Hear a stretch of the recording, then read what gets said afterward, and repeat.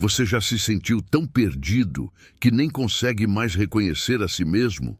Como se sua mente estivesse presa, cercada por vozes, memórias e dores que ninguém vê. E se eu te dissesse que há alguém que atravessa tempestades, pisa em territórios esquecidos e enfrenta exércitos das trevas, tudo isso por uma única alma, a sua. O que aconteceu naquele dia em Gadara não foi apenas um milagre, foi uma guerra espiritual. E o céu venceu. Neste vídeo, você vai descobrir como Jesus transforma vidas que todos julgam irreversíveis, como ele entra onde ninguém mais entra e liberta o que ninguém mais consegue alcançar. Se você sente que está lutando contra algo invisível, esse vídeo é para você. Assista até o final porque hoje talvez seja a sua vez de ser liberto. O dia estava terminando. O sol descia lentamente sobre as águas do mar da Galileia, tingindo o céu com tons dourados e rubros, enquanto os discípulos recolhiam os últimos cestos após um dia inteiro ouvindo os ensinamentos do Mestre. O povo começava a se dispersar e a tranquilidade daquela cena escondia o peso do que estava prestes a acontecer. Foi então que Jesus, sem rodeios e sem aviso, pronunciou uma frase que carregava mais do que um simples convite de viagem. Passemos para o outro lado. Marcos 4:35. Para os discípulos, isso poderia soar como uma mudança de cenário, mais um deslocamento em meio à missão. Mas para Jesus, essas palavras eram uma convocação espiritual. O outro lado não era apenas outra margem do lago, era uma travessia com destino ao desconhecido, a uma terra que carregava cicatrizes espirituais profundas. Eles não sabiam, mas estavam prestes a tocar o chão de um território mergulhado em trevas. Um lugar que, aos olhos humanos, não merecia atenção. Um ambiente onde o mal não era apenas presente, era dominante. Gadara, a região dos Gadarenos, era uma terra gentílica, evitada pelos judeus, contaminada por práticas impuras, idolatria e uma atmosfera espiritual densa. Ali, porcos eram criados em grande quantidade, algo impensável para um povo que via nesses animais um símbolo de impureza. Mas era exatamente para lá que Jesus estava indo. Não por acaso, não por necessidade, mas por propósito, por missão. O barco foi preparado. O mestre entrou primeiro, e com ele entraram os que, sem saber, seriam testemunhas de um dos confrontos mais intensos e reveladores já registrados entre a luz e as trevas. A travessia havia começado, e o céu e o inferno já estavam em alerta. O barco partiu suavemente, cortando as águas calmas do entardecer. Os discípulos se acomodaram, alguns em silêncio, outros conversando entre si. Era mais uma travessia, ou assim pensavam. Mas enquanto as sombras da noite se aprofundavam sobre o mar da Galileia, algo mudou. O ar ficou mais denso, o vento soprou mais forte, e de repente, como se despertado por um sinal invisível, um vendaval assolou o pequeno barco. O que se seguiu não era uma simples tempestade. Era como se o mar inteiro se revoltasse contra a presença daquele barco. Ondas colossais se levantaram. Os ventos urravam como criaturas enfurecidas e os discípulos, mesmo acostumados às águas, sentiram o medo tomar conta. Tentavam controlar as velas, esvaziar o barco que se enchia de água, manter o equilíbrio, mas tudo parecia em vão. Era como se uma força invisível quisesse impedir aquela travessia a qualquer custo.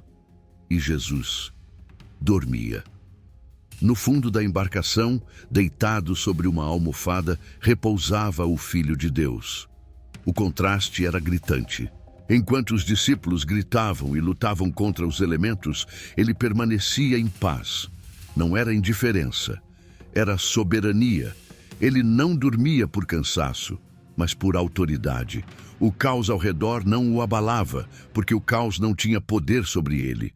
Ao ser despertado pelos gritos de desespero, Jesus se levantou e, com uma serenidade que rasgava a noite como um trovão invertido, repreendeu o vento e disse ao mar: "Cala-te, aquieta-te." E imediatamente houve grande bonança. O mar se calou, o vento cessou, o céu silenciou. Mas aquele silêncio dizia mais do que 1000 palavras. Era a confirmação de que algo ou alguém havia tentado impedir aquela jornada. A tempestade não foi apenas um fenômeno climático, foi um levante espiritual. E agora, vencida a primeira barreira, o barco continuava em direção ao confronto que realmente importava. O mar havia se acalmado, mas nos olhos dos discípulos ainda restava o reflexo do medo. O silêncio que se instalou após o milagre não era apenas da natureza, era espiritual. Algo havia sido vencido, mas o que os aguardava em terra era ainda mais profundo e obscuro. O barco deslizava agora sobre águas tranquilas, mas o ambiente parecia suspenso, como se o mundo espiritual estivesse contido na respiração de um momento prestes a se romper. Quando finalmente chegaram à margem, não encontraram aldeias acolhedoras, nem pessoas sorridentes. O que havia ali era pedra, silêncio e morte. A terra dos Gadarenos, também chamada de terra dos Gerasenos, era um território dominado por gentios. Era uma região marginalizada, marcada por rituais, práticas idólatras e afastamento completo da aliança de Deus. Nenhuma sinagoga, nenhum cântico de louvor, nenhuma lembrança viva da Torá. Apenas colinas desoladas, cavernas abertas e uma sombra densa que parecia pairar sobre o solo como um véu espesso. Porcos, eles estavam por toda parte. Criados em grandes manadas, esses animais impuros proibidos pela lei de Moisés eram um sinal claro de que aquela era uma terra onde a santidade não era honrada. Na verdade, ela era ignorada. O cheiro dos porcos misturava-se com o cheiro de morte que vinha dos sepulcros escancarados ao redor das colinas. Alguns serviam como túmulos, outros como abrigo para os rejeitados. O lugar exalava abandono espiritual e físico, e mesmo assim Jesus estava ali, sem hesitar. Os discípulos, ainda calados pela tempestade recente, olhavam ao redor com desconfiança. Estavam em solo estranho, impuro, hostil. Mas Jesus dava passos firmes. Ele não veio àquela terra por acaso. Ele veio por alguém, uma alma, um homem que ninguém mais queria. Alguém que ainda estava vivo, mas preso entre os mortos. A missão estava prestes a se revelar. Antes que qualquer palavra fosse dita, antes mesmo que os discípulos pudessem se organizar após o desembarque, ele surgiu. Um homem, ou melhor, o que restava de um. Saiu correndo dos sepulcros como uma aparição entre os vivos e os mortos. Seus pés sangravam, seu corpo estava nu, coberto de cicatrizes abertas e feridas que denunciavam anos de autoflagelo. Seus olhos, perdidos em uma mistura de loucura e tormento, eram janelas abertas para o caos espiritual que nele habitava. Era impossível distinguir onde terminava o humano e começava o inferno. A Bíblia descreve esse homem com detalhes perturbadores. Ele vivia entre os túmulos, morava em cavernas escuras, gritando dia e noite, ferindo-se com pedras. A cidade havia tentado contê-lo, prendê-lo com correntes e grilhões, mas ele sempre os quebrava com força sobre-humana. Uma força que não era sua.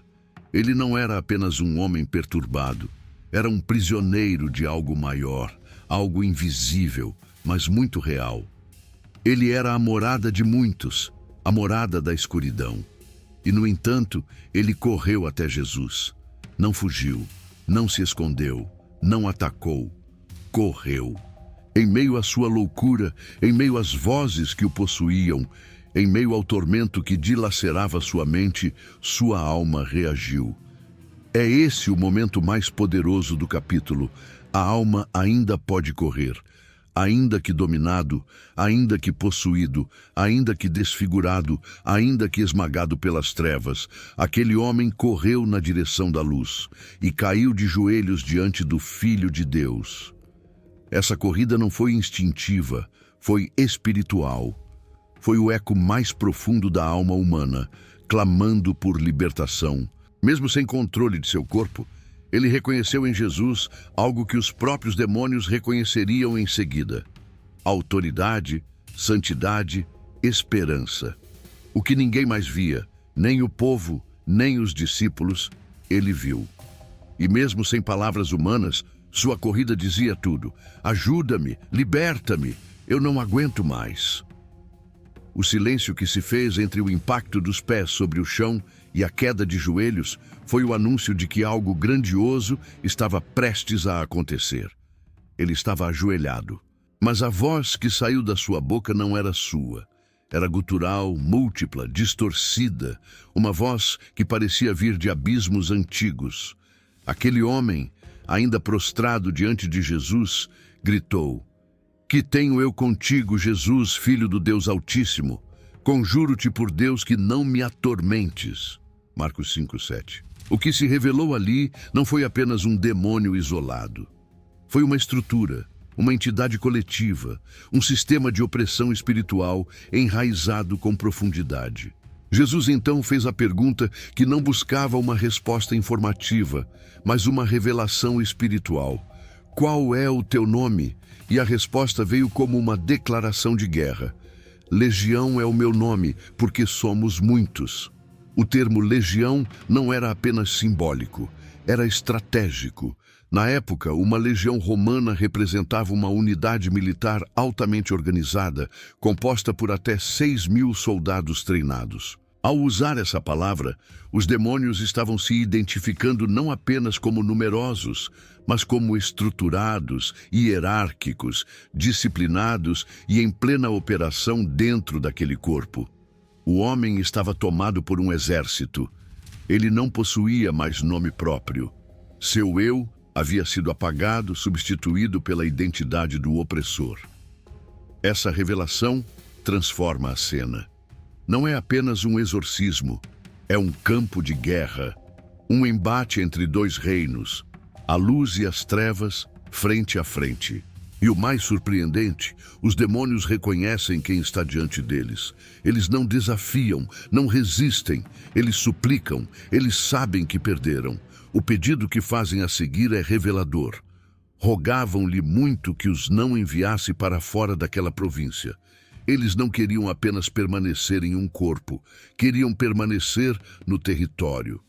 Isso mostra que a possessão vai além do indivíduo. Havia uma legalidade espiritual naquele lugar.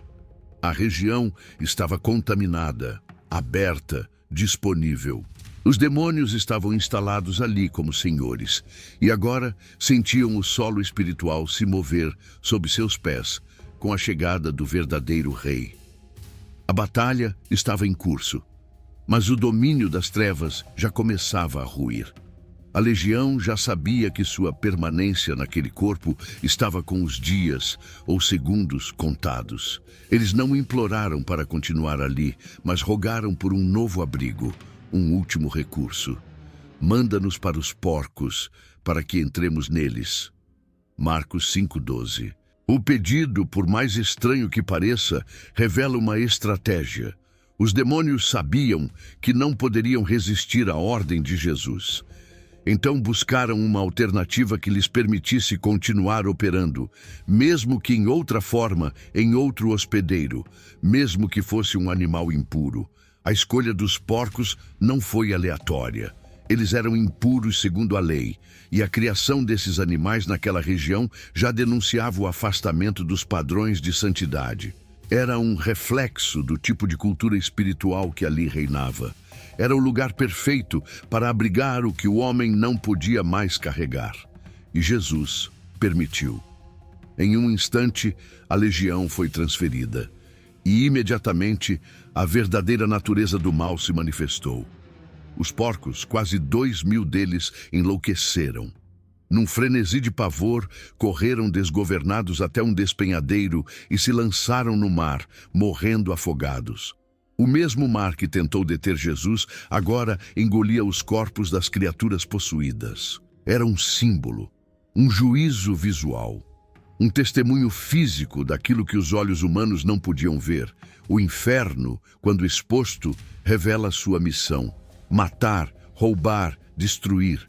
O que fizeram com aquele homem por anos, fizeram com os porcos em minutos. E se pudessem, fariam com todos. A destruição não é acidente, é intenção, é essência. A cena diante dos olhos dos discípulos e pastores locais era horrível, mas necessária.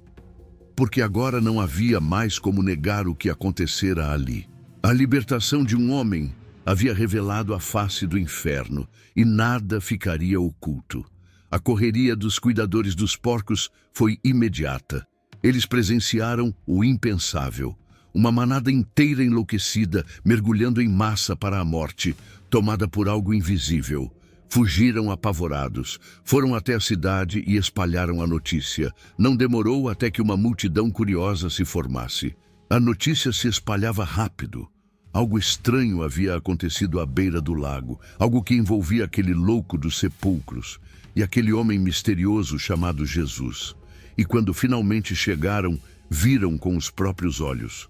O possuído estava lá, sentado, vestido, em perfeito juízo, um homem restaurado, calmo, com o olhar em paz. Mas o que deveria ter gerado júbilo gerou medo. Marcos 5,15 registra. E foram ter com Jesus, e viram o endemoninhado, o que tivera a legião, assentado, vestido e em perfeito juízo, e temeram. Não celebraram o milagre, temeram a mudança. A libertação, tão poderosa, desestabilizou a ordem silenciosa que havia naquela terra. Porque antes havia caos, sim, mas era um caos conhecido, um caos com o qual todos já tinham aprendido a conviver. Agora, a presença de Jesus expunha não só os demônios do homem, mas os demônios da cidade. Então fizeram o impensável, pediram que Jesus fosse embora. Rogaram que ele se retirasse dos seus termos. Não queriam mais milagres, não queriam luz, porque a luz revela, e muitos preferem a escuridão, desde que ela seja confortável.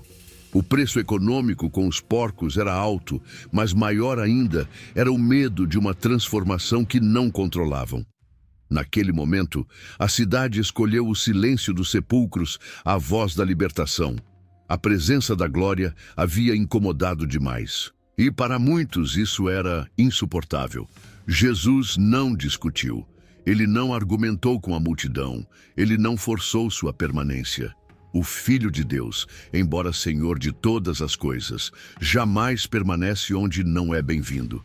E por isso, silenciosamente, voltou ao barco.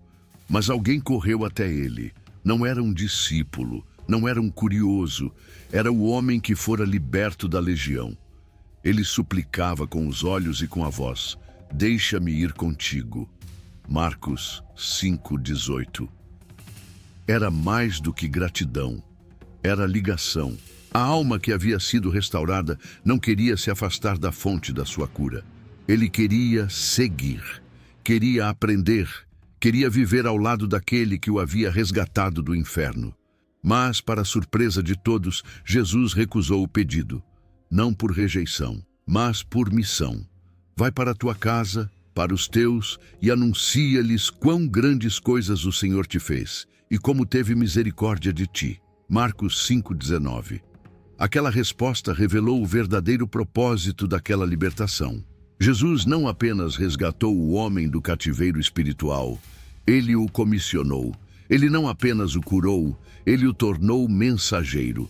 E assim, o outrora possesso se tornou o primeiro missionário da Decápolis, uma confederação de 10 cidades gentílicas profundamente marcadas pela cultura pagã. Ele não tinha teologia, não havia frequentado escolas rabínicas, não sabia recitar as escrituras, mas tinha algo que ninguém podia refutar: uma vida transformada, um testemunho vivo. Um olhar que antes era loucura, agora era paz. Uma voz que antes gritava nos montes, agora proclamava liberdade nas praças. Marcos 5:20 conclui: E ele foi e começou a anunciar em Decápolis quão grandes coisas Jesus lhe fizera, e todos se maravilhavam. O homem que morava entre os mortos agora espalhava vida entre os vivos. Aquilo que parecia ser apenas mais um caso perdido se tornou o início de um mover evangelístico entre os gentios. Porque assim é o reino. Onde todos veem ruína, Jesus vê redenção. E quem é tocado por sua luz nunca mais caminha em silêncio. Se essa mensagem falou com você, não deixe que ela pare aqui. Escreva nos comentários: Eu escolho a luz. E declare publicamente que sua história ainda não terminou. Compartilhe esse vídeo com alguém que esteja lutando em silêncio, porque o que Jesus fez em Gadara, ele ainda faz hoje. Se inscreva no canal, ative as notificações e continue com a gente, porque a cada novo vídeo, mais vidas estão sendo alcançadas pela verdade que liberta. Você não está sozinho, e o melhor ainda está por vir.